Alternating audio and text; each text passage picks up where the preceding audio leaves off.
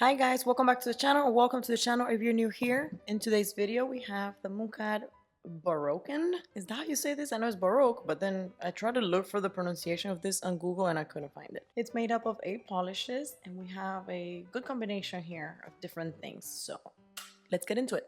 I'm gonna be showing you guys one on each nail, but I do have full hand swatches and bright light that looks like the sun, so you guys can see all the sparkles and all the details. All right, first up we have Love's Labyrinth, and this one is like dusty light green hollow. I don't know what their descriptions are because I haven't looked them up. I'm gonna put them here and then we'll see if what I see compares to what they're describing, you know? Perfect application.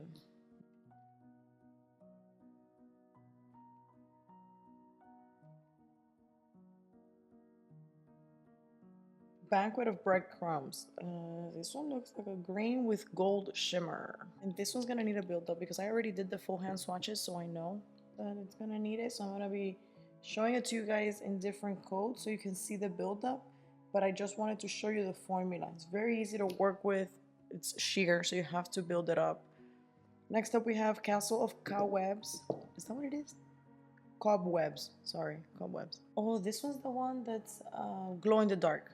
I want to show it to you without the glow in the dark first, and then you can see how it glows on my b-roll. And this one is a very sparkly. I'm gonna zoom in a minute here, but the blue details are really nice. So like, yes, when it glows in the dark it's gonna glow green, but when it's not glowing in the dark it's gorgeous. And I do think it dries a little bit matte, so just make sure you put a top coat. The Stolen Kiss, and this one's like a dusty pink with, what shimmers are here? Maybe gold? Maybe copper? I don't know. Maybe peach?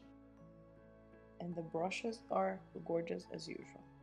So yes, all of these are going to be sheer. Well, not all, but most of them are going to be sheer and you need to build them up, which is, if you don't know, it's typical for polishes that are this way. In order for you to keep all the sparkles, the base has to be on the more sheer side. So as you build it up, you can still see the sparkles underneath. All right, so I did second coats and you can already see how, like, this one is opaque and so is this one. But this one's almost opaque, probably needs a third coat for full opacity. But there's no streaks, there's no bold spots, everything's super even. Up next we have the magnetic. This one's Le Petit Mort. And there you have it.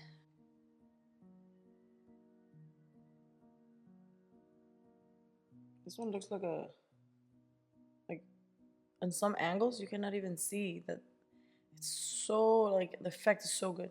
And when you wear it by itself, I don't recommend it.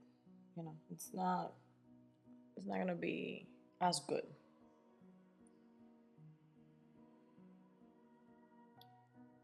And it's gonna take some build up, of course. But look at that shift in blue. That's insane. That's really nice. Like, you even see it when you don't magnetize it at all. It's very strong, very strong. That's why the contrast on this one is so strong, because that blue detail is very in your face. This one looks like you're wearing glass. Like, this looks like an effect that you will get from gel. That's insane.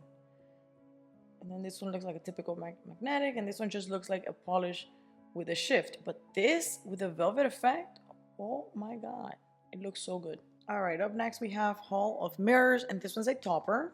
I'm gonna show you guys how it builds up, but I just wanted to show you, I don't know, just live so you can see it, how it behaves. This is just a very easy to work with topper. Clear base with some burnt gold details. Maybe this is burnt gold? Champagne? I don't know. Next up we have Fleur Sauvage. I don't know. I don't know what I'm saying. And it's like a corally pink with maybe peach glitter, not glitter, but like details. I don't know. Very sparkly, also easy to work with. No streaks, no spots, nothing. It's just gonna be easy build up, and that's it. Such Sweet Sorrow, and this one is like a blurple. It's like a blue and a purple. Oh, very sparkly, darker than I thought. I thought it was gonna be more sheer on the first coat, actually. Even if it's dark in the bottle, doesn't matter. But no.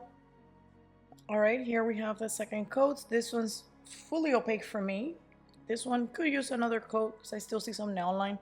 This one's not meant to build opacity, as you guys can see. It's a topper. So And now that we have seen all of them, it goes without saying that this is a very on point collection with the theme. Like, yes, when you look at this and you look at this, it matches, it goes, it's very, very on theme.